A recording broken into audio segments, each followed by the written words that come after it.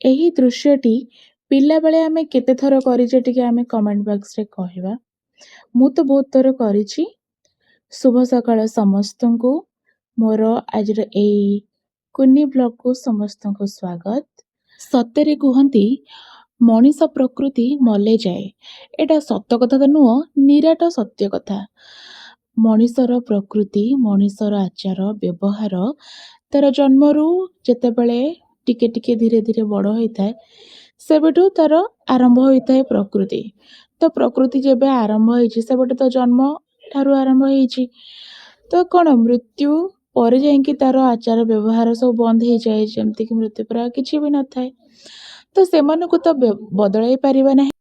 ତାଠାରୁ ସବୁଠାରୁ ଭଲ ହବ ସେମାନଙ୍କ ଠାରୁ ଦୂରେଇ ରହିବା, ଆଉ ସେମାନଙ୍କ କଥାକୁ ଏ କାନରେ ପୂରେଇକି ସେ କାନରେ ବାହାର କରିଦେବା। ଏଇଟା ହେଉଛି ନେକ୍ସଟ ମଣିଷର ଧର୍ମ।